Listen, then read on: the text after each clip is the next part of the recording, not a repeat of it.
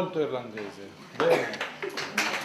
Bisognerebbe sempre ricordarsi che la conoscenza avviene perché succede qualcosa. Allora può essere davvero anche un testo scritto che fa succedere qualcosa, ma il punto mi sembra discriminante è se dentro quella forma di comunicazione c'è un contenuto. E il contenuto vero è l'umano, cioè è la persona.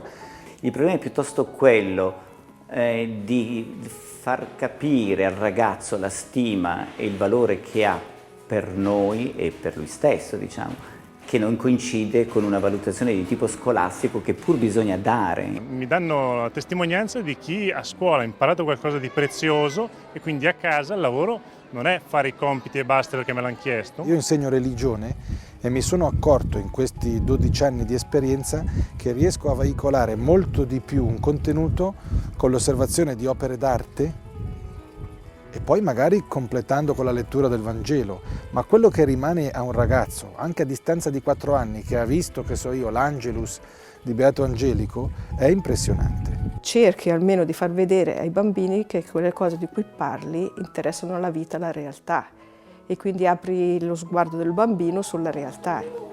E come colorate con la tempera?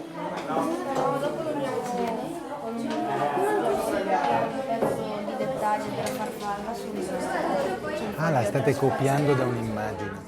Il bello è qualcosa che siamo chiamati a scoprire prima di tutto noi adulti come persone impegnate con la vita.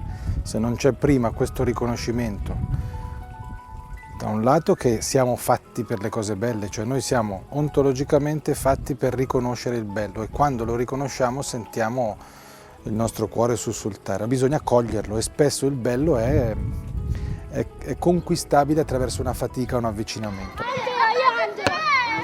Intanto bisogna mettersi in rapporto con questi ragazzi. Lui, come me, ha questa vocazione verso il bello, poi io direi anche verso la verità, verso la giustizia. Noi siamo fatti così. E con questa consapevolezza accompagnarli a cogliere il bello dentro la proposta che facciamo. A me come Michele mi è piaciuta tanto l'esperienza di Prima Dengo, specialmente il teatro, dove ho potuto sentirmi chi sono, e mi è piaciuta anche tanto la pesca che abbiamo fatto per scienze. Le elementari erano un po' più facili delle medie. Vale la pena di fare questa fatica? Sì. Perché? Perché da poi qualcosa, impari. Dentro l'esperienza della scuola media, adesso io parlo come insegnante, facciamo fin da subito esperienza che la musica è bella, basta fare un ascolto e uno ci ritrova dentro delle caratteristiche dell'umano, dei suoi sentimenti, delle sue passioni. Però in realtà la bellezza della musica è anche qualcosa che la persona e quindi anche l'allievo può costruire personalmente, può attraverso il canto per esempio capire che la bellezza è qualcosa che può produrre.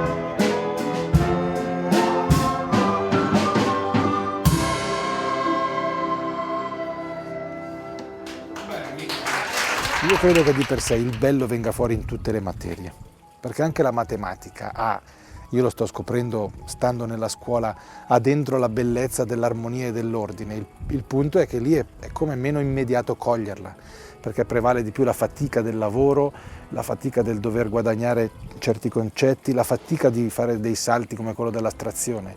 Però se un adulto, nello specifico della sua materia, è cosciente di questa bellezza che c'è dentro il lavoro scolastico, è molto più facile che gli allievi restino contagiati da questo. In prima media bisogna studiare e dopo lì ho imparato a studiare di più. Il problema è mantenere vivo il desiderio di giungerci, cioè il desiderio di raggiungere questa possibilità appunto di gustare il bello, il giusto. Come si dice in gergo economico, è un investimento che rende molto bene. Lascia una lunga scia. Vai. Lunga scia, metto? Scia. I ragazzi si muovono di fronte a dei fatti, di fronte a delle persone che testimoniano in modo molto concreto una loro passione. Io penso che tutto il tempo che sono qui i ragazzi in realtà ci guardino, anche quelli che sembrano più distanti, più presi dalle loro cose. E cosa vogliono vedere? Vogliono vedere se è conveniente vivere la vita nel modo in cui hanno di fronte. Allora se vedono un adulto realmente appassionato al vero e a loro, questo sempre, anche nelle situazioni più difficili, allora questa scintilla si accende. Magari viene più voglia anche di imparare, avendo davanti una persona che non è che ti spiega solo per spiegarti, ma anche per farti conoscere qualcosa di più. In ombra o in luce? E in ombra. Siamo nel solstizio di inverno, al polo nord, e al polo sud? Forza, è esattamente la cosa contraria. Ma per semplicità facciamo solo noi, giusto? Perché sennò le cose si complicano. Cominciamo a capire dove siamo noi, perché siamo così. Ma in fondo il periodo dell'adolescenza, ed è quello che noi abbiamo permesso ai nostri figli di passare in questa scuola, è un periodo molto particolare. Per noi genitori averlo potuto vivere con questo tipo di coinvolgimento ci ha permesso di valorizzare questo periodo e di viverlo intensamente. Sarebbe stato un peccato perdercelo. È un lavoro continuo su di me e con loro. Mi ha colpito come i docenti ci venivano incontro e non eravamo noi a venire incontro ai docenti. Molti ci hanno aiutato, io facevo fatica in 2 o 3 materie e sono riuscito a superare queste fatiche non da solo ma insieme a loro. C'è sempre da imparare. Ciao. I bambini entri in classe la mattina e possono sempre stupirti, sia con domande belle, sia con domande che è molto difficile rispondere, e tu devi essere pronto veramente a tutto e anche saper dire quello che a volte non vorresti dire. Però è il momento più bello perché loro veramente sono spontanei, soprattutto prima e seconda, che sono così piccoli e pensano un po' anche che la maestra sappia tutto, anche se dopo si rendono conto che non è così. Giriamo? Io credo molto nella frase di San Tommaso che dice che la vita di una persona, di chiunque, quindi ragazzi, adulti, consiste fondamentalmente nell'affetto che la sostiene. Non vorrei essere sentimentale, ma un adulto deve essere lui voluto bene così, per poter andare dai giovani e portare questo. Uno non se lo inventa questo. Gli insegnanti sono chiamati su questo a una grande creatività, cioè bisogna capire se c'è una strada che più di altre appassiona, se c'è un fatto da portare in classe o una persona da portare in classe, come ogni tanto è successo, che può far suscitare quella scintilla che poi mette in moto anche il fatto di attraversare la fatica, che è la condizione di ogni cammino. Abbiamo non solo l'impressione ma la certezza che i docenti, ma non solo i docenti, anche tutte le persone che ruotano attorno alla scuola, anche con tanto volontariato, vogliono bene i nostri figli come gliene vogliamo noi. La cosa più bella, appassionante, è la scoperta di me stessa nell'insegnamento. In questo rapporto con i ragazzi io scopro me e penso che i ragazzi sono affascinati da questo quando sono disponibili e quando sono attenti, perché vedono che io ci sono lì con tutta me stessa, per cui mi stupisco di una cosa come si stupiscono loro. 11 che cosa? Semipiani. E perché ha fatto semipiani? Perché? Vediamo un po', Claudia. Per farci stare più cose. Per farci stare più cose dentro il maschio. Sono sempre stata molto aiutata dal fatto che non sei solo, insomma, tu puoi contare come docente di classe sui tuoi colleghi, puoi contare sulla direzione. La scuola è una sfida per gli adulti, perché la scuola, se è vissuta fino in fondo, cambia prima di tutto gli adulti, se vogliono resistere. Altrimenti il rischio è di soccombere, perché i giovani, non so se oggi più di una volta, comunque non vogliono mezzi termini, non vogliono cose compromessi, vogliono quest'umanità accesa, appassionata sul lavoro scolastico, su quello che portiamo in classe e sulla loro umanità. Hanno un altro approccio, hanno un approccio più personale verso il bambino, guardano il bambino in sé e i suoi bisogni. Vuol dire ogni bambino è diverso, uno è diverso dall'altro, ognuno ha bisogno delle altre cose dell'altro e prendono il tempo e si danno la pena a scoprire, a vedere, ad aiutare il bambino. In certe classi in cui ho incontrato più difficoltà sono quelle in cui io ho scoperto di più. Quello che fai non finisce nei muri della scuola, dell'aula.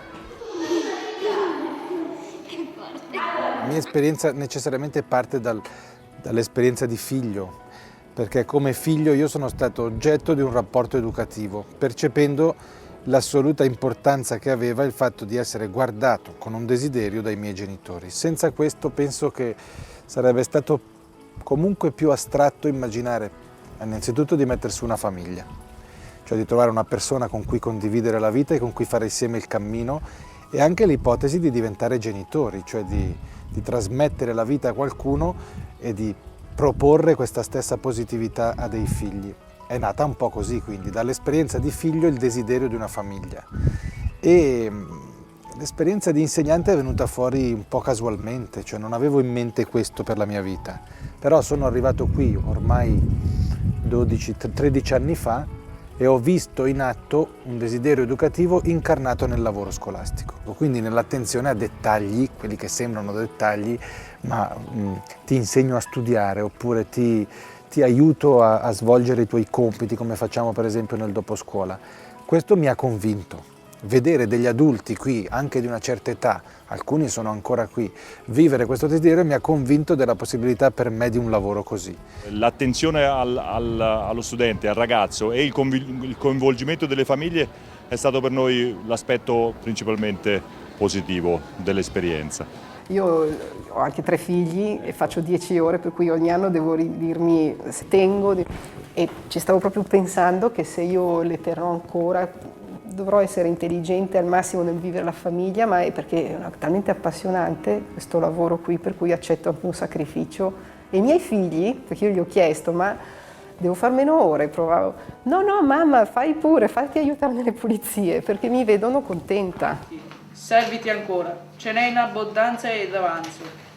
Ma Bilbo non era proprio ignorante fino a questo punto. Io quando sono di fronte agli allievi o di fronte ai figli, l'atteggiamento è proprio la preoccupazione, sentivo una reazione, ma come no? No, evidentemente io non è che voglio sostituirmi ai vostri genitori, ci mancherebbe, ne ho già abbastanza dei miei 6 figli, per cui e ci vediamo magari per un tratto di vita che è 2 anni, e quindi è chiaro che c'è un tipo di responsabilità che è strutturalmente diverso, ma l'atteggiamento effettivamente è analogo. La scuola di tutti coloro che vogliono coinvolgersi nell'esperienza educativo-scolastica dei loro figli. No, io non mi ricordo di essere stato così contento di andare a scuola alla loro età. Vai. Sì, questo qua non è un drago, di più, quello era Gandalf. Qualcuno aveva un desiderio educativo, pensando principalmente ai propri figli, e questo ha portato a far nascere un'esperienza scolastica. Intanto questo direi nella consapevolezza che la scuola ha una potenzialità educativa enorme, non fosse altro per il tempo che gli allievi passano dentro la scuola. La traccia è stata aperta proprio dalla voglia di fare, cioè dall'entusiasmo e anche dalla capacità di rischio. La gioia, che potremmo anche chiamare letizia, ha accompagnato tutta questa esperienza, perché la gioia è in un certo senso quel sentimento di trepidazione pronto ad accogliere tutto ciò che avviene dentro un'avventura. E tutto questo perché? Per la nostra educazione, Ma ci credi o lo dici così? Sì, ci credo. Ci credi.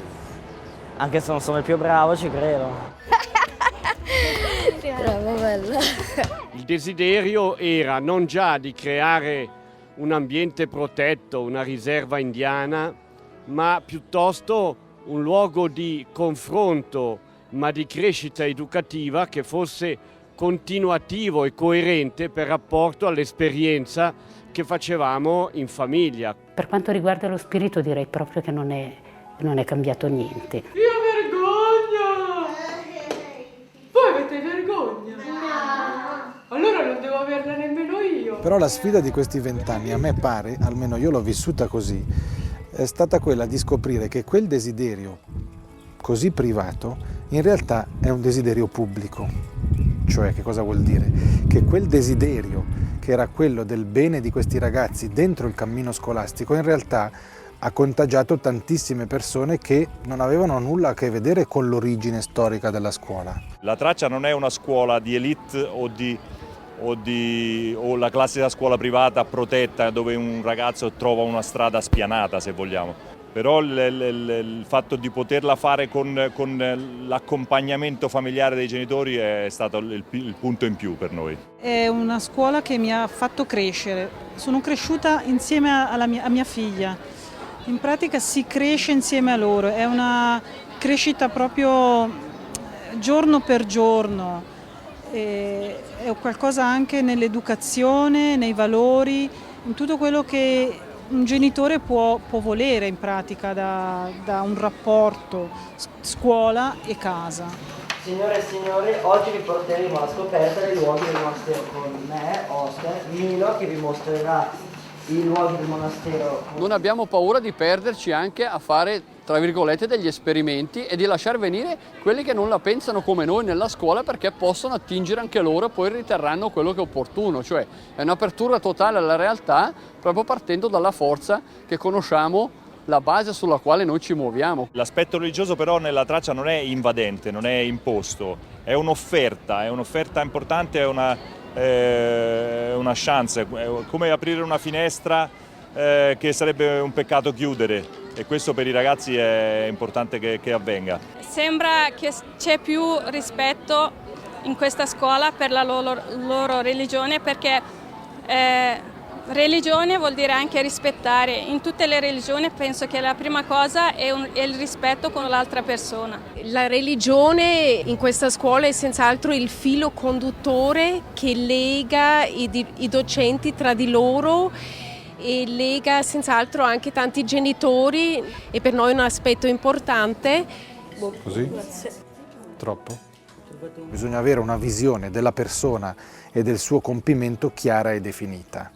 E in una scuola cattolica questo è evidente, cioè la persona ha un valore assoluto ed è chiamata a compiersi nel cammino di una vita realizzando la sua felicità, realizzando quello per cui è fatta. Se trova degli adulti che fanno loro una proposta, cioè che propongono qualcosa, una tradizione, attraverso cui loro stessi possano entrare in dialogo con la vita dando il valore alle cose, avviene questo cammino. Un luogo dove un ragazzo è guardato così come persona e viene aiutato a camminare è un luogo che interessa anche me. Ma diciamo che è una scuola come tutte le altre, nel senso che non è che è più facile o più difficile, perché mi sono trovata già confrontata con persone che la pensavano così, ma è una scuola dove diciamo vieni guardato un po' di più come persona e non come numero, diciamo. Sì, sono visti ragazzi in cui magari è bastato che loro sentissero che qualcuno ci tiene, che ha fatto scattare questo desiderio di impegno maggiore. Questo succede. Dentro questa scuola il ragazzo ha un volto. Facci capire con un esempio cosa vuol dire essere seguiti. Ad esempio, non capisci una cosa, gliela chiedi e loro stanno lì anche a spiegartela 3 volte. La nostra bambina prima, quando era nella scuola pubblica, per prima non si sono accorti del suo problema, nonostante che noi l'abbiamo chiesto. E poi la bambina è stata messa automaticamente un po' da parte ed era trattata come bambina nel senso lenta, distratta, non interessata. E noi, conoscendo la bambina, sapevamo che non è così. Dopo, sul consiglio proprio qua del direttore, siamo andati da un specialista e lui, dopo i test, è arrivato alla conclusione che è dislessica. E invece adesso la bambina viene seguita, sì, ma in una maniera molto discreta. Lei non si accorge neanche. È fiorita, ha preso la sicurezza di se stessa, va molto volentieri a scuola e non vede nessuna differenza fra lei e gli altri. Non è più un problema, non abbiamo più il problema noi. È una scelta dei miei genitori di mandarmi in quella scuola e all'inizio non ero tanto d'accordo, anzi per niente, però sono felice di aver passato 4 anni con la mia classe perché è una bella classe. Mi sono divertito molto e ho imparato molto. Via!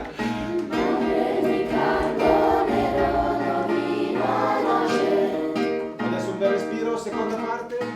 Questo che all'inizio era un'intuizione adesso è diventata, come dire, una storia fatta di relazioni, di amicizie, di esperienze vissute, di fatiche anche, ma di soddisfazioni anche. Io personalmente penso che la vera sfida per lavorare in un ambito così sia il lavoro con gli adulti, La vera questione è se i ragazzi trovano degli adulti pronti a stimarli e a sfidarli dentro il lavoro scolastico e in tutta la vita che in realtà a scuola viene fuori, con una prospettiva positiva. Questo mi sembra il vero lavoro, io direi, a cui tutta la scuola è chiamata, non la scuola privata. La scuola ha questo grande bisogno di generare adulti, altrimenti non può educare. Forse può, nel migliore dei casi, trasmettere delle conoscenze, ma se le conoscenze non hanno un orizzonte in cui si inseriscono, sono sterili, non generano niente di positivo e di nuovo, insomma. È un'esperienza unica e irripetibile per i figli e per i genitori.